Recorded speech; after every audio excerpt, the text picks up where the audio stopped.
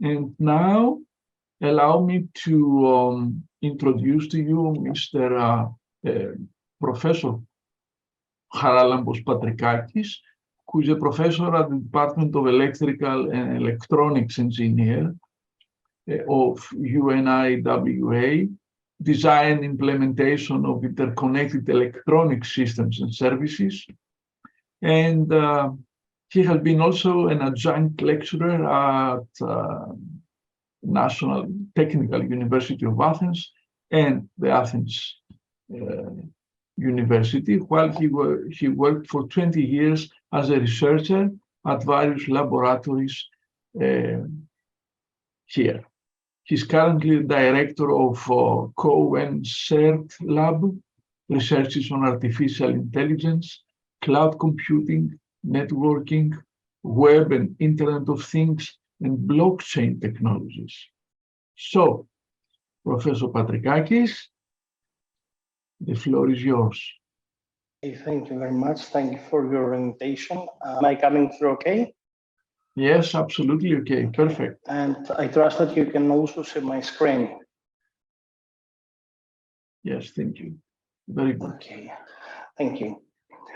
The topic of my speech, the topic that I will be presenting is whether artificial intelligence can service or threaten culture. I cannot promise to give any answer. I can only promise to give you a lot of questions and a lot of food for thought. As was presented earlier, I'm a professor at the University of West Attica, and I am the director of Computer Networks and Services Laboratory of the university. Keep this picture, this painting that you see at the back of your mind. We will come to that later. It's closely related to the presentation. Now, perhaps you might have seen this hype cycle that Gartner is using each year, and this is the latest one for year 2022. It records the technologies that are to be the promising technologies that will be of focus or of interest the next 2 to 5 or 5 to 10 or even more years. Now, if you were to look at past graphs, you would see terms that would make sense to engineers. More and more terms that we see as engineers deviate from engineering study, and they more and more involve concepts and terms from social science, from human science. So you see digital humans, you see causal AI, metaverse, digital twin of a customer. So more and more human issues, and this is because of artificial intelligence, have find their way into the technologies that are be developed and prevail in the next years. And of course, new technologies and non-fungible tokens. I will speak about all these in the next slides of my presentation. Before I start, and keep in mind that this is a presentation about servicing or threatening culture. You might have read about the collector who is blamed that after creating NFT token, non-fungible tokens of a painting by Frida Kahlo, he burned the painting on martini glass. Now, I'm not sure if this is true, but the concept behind this is quite important. The new era that's coming might change, might affect drastically culture. It's not only an issue of threatening on servicing, it's an issue coexisting of affecting culture, similarly to the way technology has affected our lives, cultures, and the way we communicate and live ever since we existed. In previous conference, I have presented some work under the title crowdsourcing and how we protect and how we can serve a cultural heritage. This is what we have been doing with some colleagues from Purdue University. On the right, you see pictures that have been taken from a mobile phone that in the form of photogrammetry can create the equivalent of a Greek, an Orthodox temple in Pallini. Now, the idea was to be able to create a digital twin or a digital thread of the site and keep the history of the site so that we see what changes have been made or what interventions might be required. For example, you see that this is an operational temple and ceremonies take place, or it's also an historical monument. Now, this was the past work. On the upper part, you see the result of several instincts together. On the lower part, you see the modern way that this will be done through instant nerve technology. You can see the differences. You see on the top that there are some inconsistencies and it has been slightly distorted. On the lower part, you see the same technique. I mean, we just took some pictures from mobile phones. It's much closer to reality. And not only that, and I have kept this low resolution result. I hope you can see the video. We can create a video, a 3D reconstruction. And where in the previous case, we had inconsistencies in the structure. Here, the parts that the artificial intelligence is not sure, it has left open, or it has tried to complete them. You can see it on the roof. Why? Because we didn't have the mobile phone high enough to get an accurate picture of the roof. Now, I deliberately kept this not so good representation. We have excellent representations, taking more pictures. And I will give you a video that is by the NVIDIA. By the way, NERF was mentioned as one of the best inventions for 2022 by Time Magazine. So you can see just by playing photos from mobile phones, how we can get an accurate representation of artifacts of cultural items that up to now would be requiring a 3D scanner, a highly sophisticated and expensive 3D scanner. Now, let's see how AI changes the way we see, we experience culture. In this drawing, I'm trying to represent two aspects. One is the environment, which is the physical and the remote, the digital. And the other is the presence. So it's remote, or it's physically, it's there, it's the focus. The traditional way we were experiencing artifacts was by visiting a museum. So bring together the physical presence with the physical form, actually be there, see the item. Through the digitalization of our world, we were able to remotely see digital forms of the item. Now, through the use of AI, we are able to combine these two worlds into an immersive experience that is no longer virtual, it's augmented, it's enhanced, it's mixed reality. Let me give you an example, and all these will be used hopefully as a basis for questions about how AI can help or disrupt the way that we experience and we appreciate culture. Now, this is Louvre in Prague. This is a photo from the time that Einstein and Franz Kafka were visiting the place. the cafe exists today. Some might have visited it, and this is how it looks today. How about having your coffee and talk to Einstein? Now, this might be fetched. Well, you can find this video. It's by MIT's Media Lab, and it's on AI-generated characters for learning well-being. The concept is famous characters could be used in order to stimulate the educational process and intrigue students. For example, who would not want Einstein to explain the theory of relativity? But for those that think that is science, let's move into art.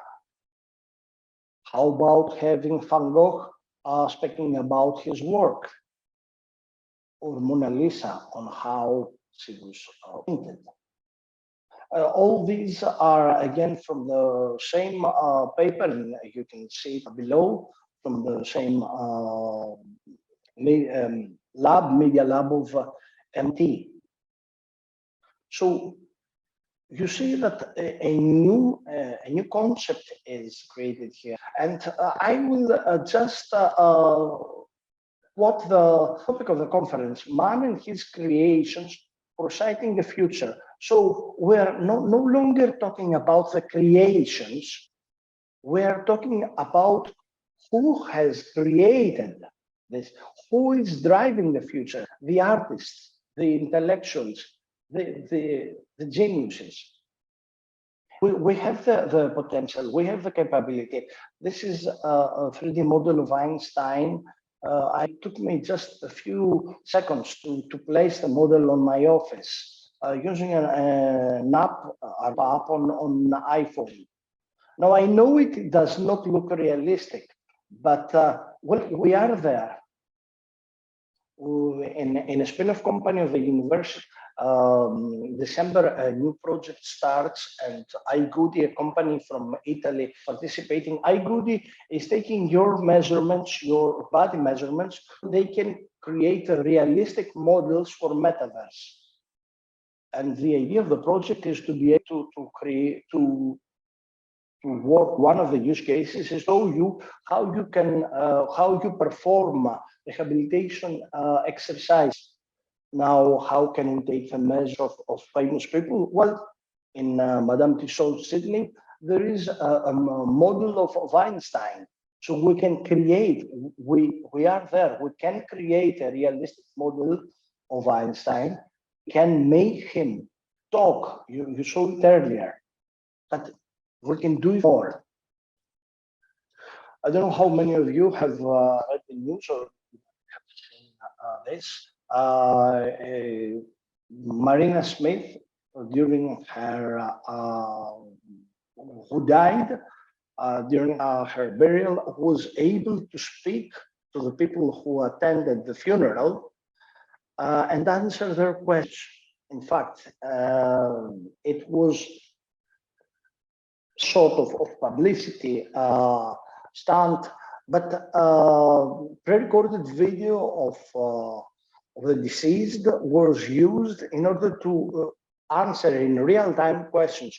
For those who to play with that, you can go to the company. I think it's owned by her son.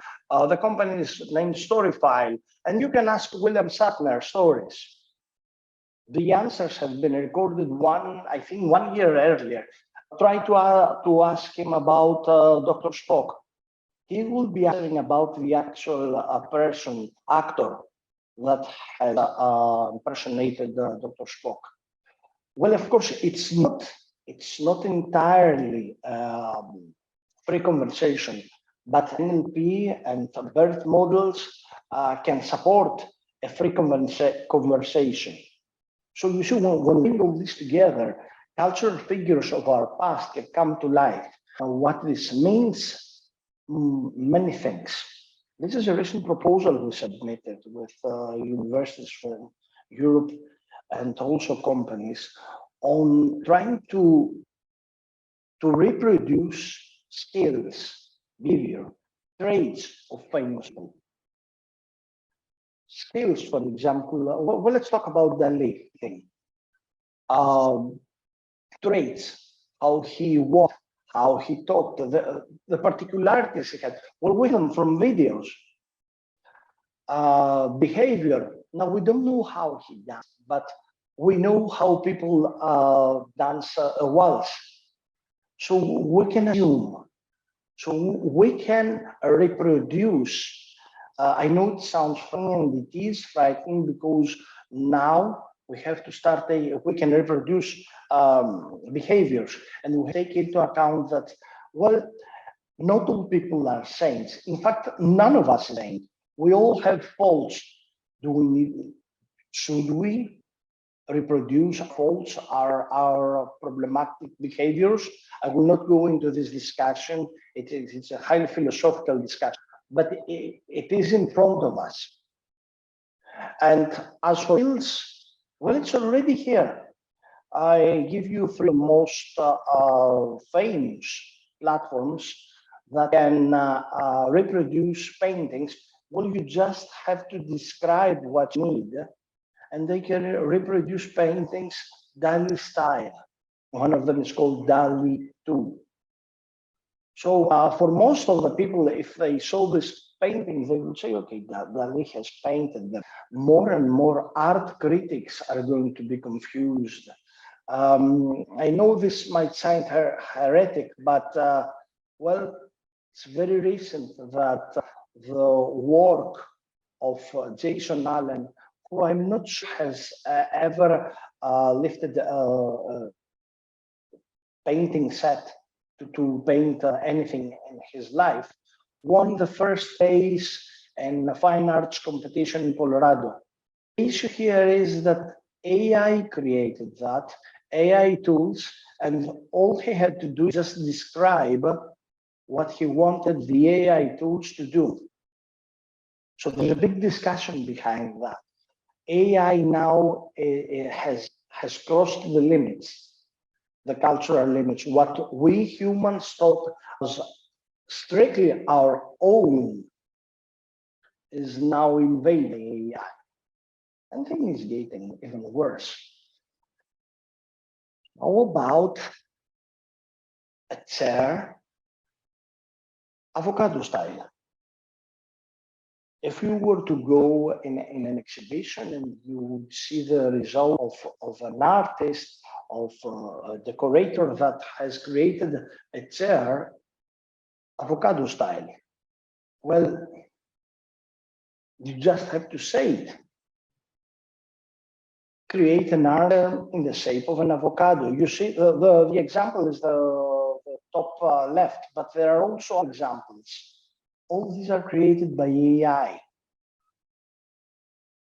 So decoration or internal design. This is a paper that exists on Arxiv. It's on clip text and image driven manipulation of NERF. NERF, by the way, forgot to mention, stands for neural radiance fields. The idea is very simple. You take a source, you see it on the left side, for example, a yellow or a greenish or bluish car, and you just want to create, based on that, a blue Jeep or an orange SUV. Or you take a photo of a chair, you just want to create a purple armchair or a wooden chair, and you just describe what you want. In the same way that you would describe to an artist how you wanted a painting, or an architect, how you wanted a house. Photography. If you go to Gigapixel AI web page, you will see that, and you can try it. You can take an old photo that is even missing parts, and you can see how AI can transform, can correct the errors, how it can enhance it. Something that most of us used to do it through professional photographers. Now, I show you this picture at the beginning. Now it's time to see. I'm sure that one of you might have already guessed it. I did not paint this picture. I did not found it on the internet. It was generated by Midjourney. I asked Midjourney, can you paint me a picture using the topic of the conference? I think it performed very well. It performed very well. I like it. I mean, I would buy this painting to have it in my living room. And by saying that, this is from Euronews. Boto, the robot creating workshop, made, this is from 2021, its first million adoption. This is a platform you can visit it, but it's combined with non-fungible things. So there are art creations or paintings. I don't know if I call them art creations. I'm not the expert judge. And they're put in voting every day, and then they're put in auction. And you have the credentials, have the non-fungible tokens. You know it's yours. You can buy and you can use it. And in fact, it had made its first million the previous year. It's still there, you can try it. So concluding, AI is here. It has entered science, it has already entered culture. Now, the issue, not if it's going to threaten, if it's going to support it. It's a question about the knife. A villain can use it to take a life, a surgeon can use it to save a life. Now, as humans struggle for democracy, equality, rationality, ecology, just turn on the news. Now, how can we help AI not doing the mistakes that we did? And this is where research is focused on explainable AI, responsible AI, trustworthy AI, fair AI, human-centric AI, causal AI, AI that comes to a decision after having given thought, after having rationally considered everything. Things that we humans try to teach the next generation, but we have miserably failed.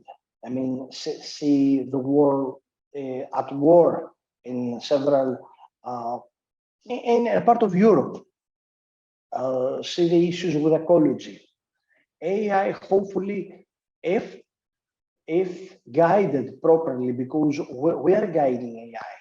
If we build it and guide it properly, it can act to advantage, and as for culture, it can be a great support and service. If not, it will be a huge threat that we have not seen so far.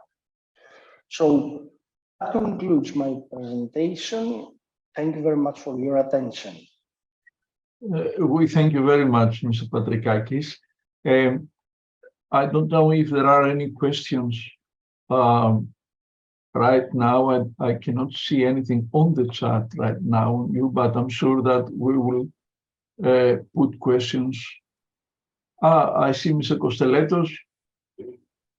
Yes. You've opened your microphone. You have a question? Your last image was a little bit frightening, isn't it? This with the big man foresighting the future. Isn't it depends on how you see it. From my point of view, I'm not an art critic.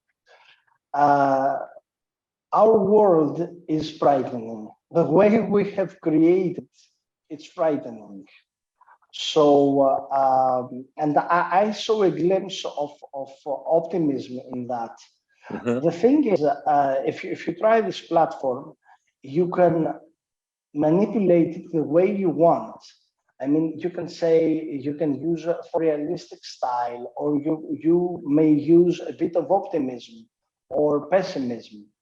I tried not to include anything and see how I see it in the same way that Umberto Eco was saying about his works, that its reader can understand something different. And from time to time, he said that he got letters from readers presenting a view of his work that he had never thought of.